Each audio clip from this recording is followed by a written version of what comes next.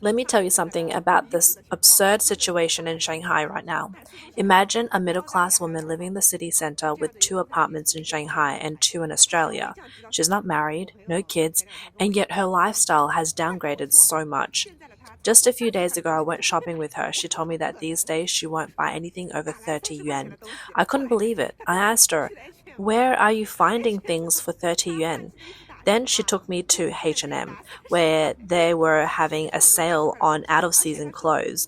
There was a basic top for 30 yuan. She said, "See, there are plenty of things for 30 yuan." She also mentioned that there are lots of affordable clothes on TikTok, and they're surprisingly good quality. So under her influence, I picked out a striped cami from H&M that would look stylish under a denim jacket. It was priced at 60 yuan, so I decided to buy it. At the checkout, she bought a small shirt for 30 yuan first. Then, when the cashier told me my total was 60 yuan, my friend freaked out. She yelled, "How much was that? 60 yuan? I told you not to buy anything over 30 yuan." I thought she was crazy. I ignored her, paid for my shirt, and left. She's seriously lost it. Recently, Chinese TikToker Wang Nicole shared a video about the decline in consumer spending among Shanghai's middle class. The video gained a lot of attention, sparking comments from many middle class individuals. One person wrote, "My best friend says she won't eat meals that cost more than 20 yuan. She has 1.5 million yuan in cash and lives in a spacious apartment, but she doesn't buy clothes or bags. She wears my old clothes, and when we shop, she avoids eating out. A cup of water from McDonald's is enough for her." Another commented, "I own 5 properties in Beijing, Third Ring Road, but when I buy coffee, I only spend 5 to 8 yuan per cup. 30 yuan is too expensive." Someone else shared, "I've grown so confident that I don't care about what others think anymore. I used to buy Cartier every year, but now I don't wear any jewelry, not even a watch. My bags are all canvas totes." There were also some that questioned how someone with millions in assets, like Wang Nicole's friend, could be so frugal. In response, Wang posted another video explaining that the downgraded spending comes from a sense of anxiety. Yesterday, the video I posted blew up. A lot of people were confused about why my friend who has assets worth millions is being so frugal. So today, I'm making this video to try to answer that question. First of all, my friend's 4 properties are fully paid off, and my situation is similar. Our homes were bought many years ago, back when real estate prices were low. There was no concept of taking out a mortgage. Secondly, people wonder why someone with millions in assets will be afraid to spend money. The core issue is that these assets increased drastically without any effort on our part. Tens or thousands turned into millions, and millions turned into billions. But this had nothing to do with our skills or intelligence. We're just ordinary people who happen to benefit from the city's economic growth. If we had lived in another city, our wealth wouldn't be anywhere near this level. So we're really cautious about spending. Given the current economic uncertainty, we're always anxious. It almost feels like the wealth isn't even ours. Shanghai residents known for their refined and elegant lifestyles are now being much more cautious with their spending due to a lack of confidence in the future. Over the past 20 years, the middle class in China upgraded their spending because of the wealth they gained from rising real estate prices. For example, a property that once cost 1 million yuan might now be worth 4 million yuan. When housing prices drop, spending quickly follows, like switching from a 40 yuan coffee to one that costs just 8 yuan. Right now, China has 5.14 million wealthy households with assets over 6 million yuan. 66% of their wealth comes from real estate and cars.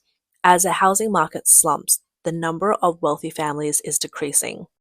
It's not just the rich cutting back. Ordinary people who couldn't afford homes when prices were high are also holding back on spending. When prices fall, jobs insecurity and lower wages lead to a natural reduction in spending. Real estate is now having a broad impact. In first-tier cities like Shanghai, both the wealthy and the working class are being hit hard by the downturn in consumption. In June, retail sales of consumer goods in China's first-tier cities plummeted. Shanghai saw a 9.4% drop, and Guangzhou had a 9.3% decline. 上海这个超一线城市已 Has 经免去 Shanghai, 了这 this 种 top 地 tier 面 city, 吗？really 国庆 become this 假期本 quiet? 来小 During the 海还出 National 最 Day 气愤 holiday, I 的，wanted to go 晚 out for 上6 dinner 点多 around 的 6 吃饭的 p.m., 高 which 峰 should 期，have 却 been 发现 peak 已经 dining 城市 time. 的饭 The 店不知 restaurant 道 I 什 used 么 to 时 go 候已 to 经 had 关门 closed 了。down, 你成 and the 天熙熙 streets 攘攘的 that 街 were 道，如 once 今也变得 bustling are 冷 now 冷清 practically 清。以 empty. 前一坐 Even the 难求 barbecue 的烧烤 stands where it 摊，used to 服务 be 员比顾客都 impossible 多，to get a 老 seat 板都开 now 始 have 出 more 来喊人 staff 了。 than 点餐的 customers. 时候，我 The 跟老板 owners 娘 are 随便聊 out 两 there 句， trying to 老 call 板 people 娘就 in 如同 while 等了 waiting for my 天人 food. 一般， I 长叹 chatted 一 to the 口 owner's 气。 wife. 哎，She is 现在大 quite 家手里都没 distressed 钱 and 了。said 我 people 们 just 撑个 don't 小 have 店儿，一 money 家人 anymore. 开个 We're 店， running this 挣 little 个房 restaurant 租都 and 困 even 难， paying the rent 转 is 让都 hard. 没人敢 No 接 one wants 手。to take over the 早上6点 business. 进 We're 货，open from 晚上 6 11 a.m. 点才 to 关门 11 儿。p.m. every 平 day, 面 no 午 breaks, 休真的 and 很 it's 难 really 坚持 hard 下 to keep 去，而 going. 且还看 There's 不 no 到 light 希 at the 望。end of the 临走的 tunnel. 时候，老板 As I 娘 was 还送 leaving, 了 she 我一 gave me a 个小 small 凉 dish 菜， of pickles, 说让 asking 我 me 以 to 后 come back 常 again 来。in the 我 future. 也不 I 知 don't 道怎 know 么去 how to 安慰 comfort 她， her. 只 I 希 just hope 望 the 这座 city's 城市的 lively 烟火 spirit 气能 returns 够快 soon. 点回来吧。Shanghai residents have always been willing to spend on food, making the restaurant industry a key indicator of the city's economy. Recently, Cheng Guiyong, a street food vendor in downtown Shanghai, spoke to foreign media. He said this year business is really tough. After the pandemic, it's even harder than before. Standing in his empty shop, the 58-year-old vendor explained the economy is slowing down and people just aren't spending anymore. Even some office workers are bringing their own meals to work instead of eating out. He added that the pressure of paying rent for both his store and home, along with buying groceries and covering utility bills, has become a heavy burden. In Shanghai, large accommodation and restaurant businesses lost 1 billion yuan in the first quarter of this year. They lost another 770 million yuan in the second quarter.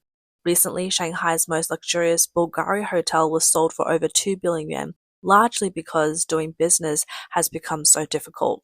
A Shanghai resident recently visited several high-end restaurants and said the poor business is heartbreaking, whether it's French, Chinese, or Japanese cuisine. With an average spend of over 1,000 yuan per person, these places used to require reservations, but now you look around and there are only 3 or 4 people in the dining hall.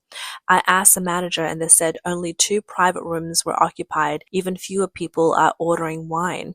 Atelier 18, a French restaurant on the Bund, used to have an average spend of 1,580 yuan per person. In August of this year, it announced its closure. 5 years ago, Shanghai had 2,700 restaurants where the average spend was over 500 yuan. Now that number has been cut by more than half. It's not just the restaurant industry. High-end shopping malls in Shanghai are also seeing a downturn, and luxury goods are facing a sharp decline in sales.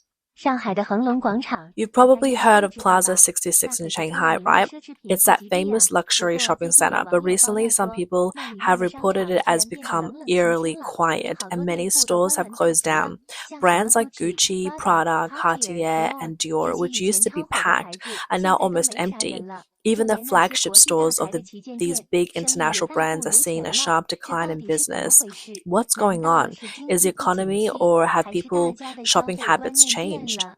There's a saying that luxury sales reflect the state of the economy. In the past, luxury brands were thriving, but this year they've been hit hard. Gucci's revenue in the Asia Pacific region dropped by 22% in the first half of the year, which led to a 51% drop in the net profits for its parent company. LVMH also struggled, with sales in Asia down 14%. Burberry and Saint Laurent have even lowered their prices to attract customers. Wealthy people in Shanghai used to spend freely on mid to high-end products, but this was based on their assets and income growing steadily. Now, with fears about their assets and income, they're cutting back on luxury spending. This shows that Shanghai's middle class has become more rational and doesn't want to overspend on luxury goods. Luxury sales associates have also shared their frustration on social media, saying their incomes have plummeted. They used to earn 40,000 yuan a month, but now it's down to just 4,000 yuan. It's becoming harder to survive in Shanghai. Recently, Shanghai's economic data was released and it contrasts sharply with the national trend. In the first half of 2024, China's national retail sales of consumer goods grew by 3.7% year on year. But according to data from the Shanghai Statistics Bureau, from January to July 2024, Shanghai's retail sales of consumer goods fell by 2.8%. Industrial output also dropped by 1.1 percentage points. With two-thirds of 2024 now behind us, people are feeling the dramatic changes in the consumer market. Once bustling commercial streets in Shanghai are now quiet, and shopping centers that were once packed with crowds are nearly empty. The Bund Garden at night is still as desolate as ever, and this was filmed in early August, during the peak of summer. The coffee shops are almost empty, which is unusual for Shanghai, where coffee spots are usually packed. It's understandable if outdoor seating is empty because of the heat, but even the indoor spaces were deserted. It's a clear sign that Shanghai is really in a downturn.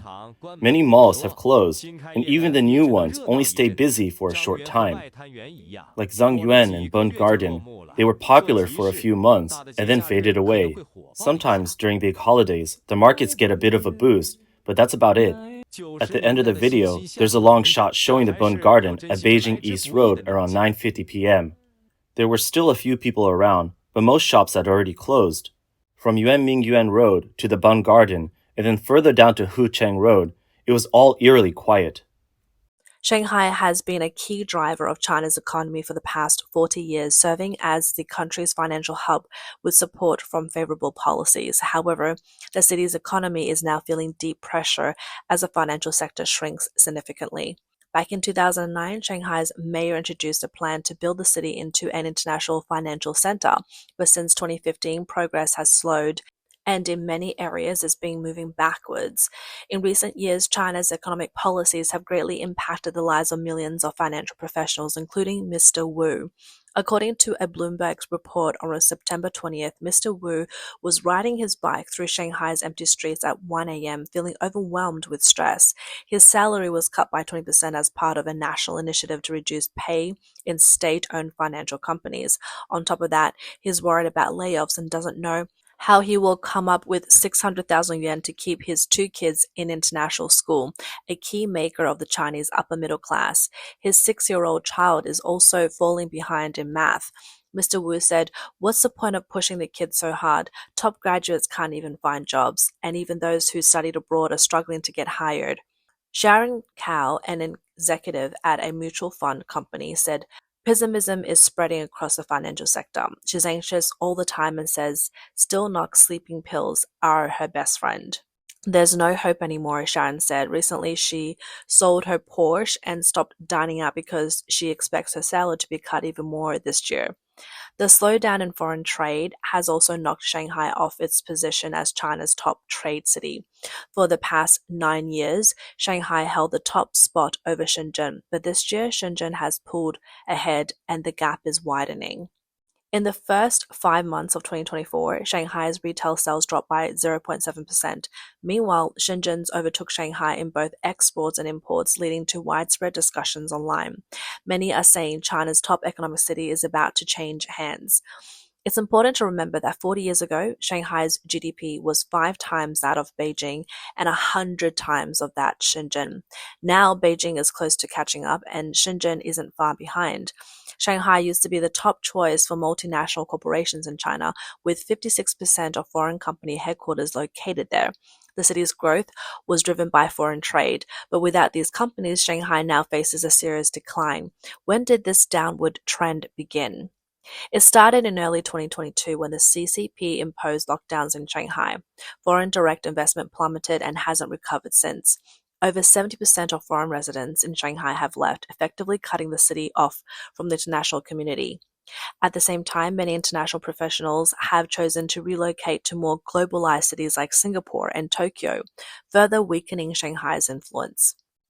In places like Tongji Jiayuan apartments, where 80% of residents used to be foreigners, and around Kanding Road and Yangping Road, foreign residents have almost completely disappeared. Many companies have pulled out of Shanghai, whether they are part of the Fortune 500 or smaller foreign-owned businesses, they're leaving. Walking through the streets, it's clear that the number of foreign residents have sharply declined. Many have returned home or moved to emerging markets in Southeast Asia. Even though international flights to China are now incredibly cheap, foreign visitors remain scarce.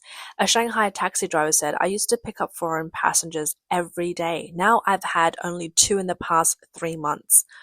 One Shanghai resident wrote on social media, "As a native of Shanghai, I've watched the city fall into decline.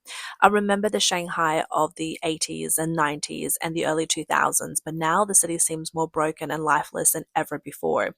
If it weren't for my kids and the elderly relatives, leaving would be the best option for people like me from the lower class. The city used to be a place full of life and energy. Now it's just an idea, a shadow of what it once was. There's no real life here for ordinary people anymore. Shanghai's unique charm and culture are like a flower without soil, slowly withering away. Back in the 80s and 90s, the streets were packed with bikes during rush hour and the sidewalks were filled with people shopping at busy stores.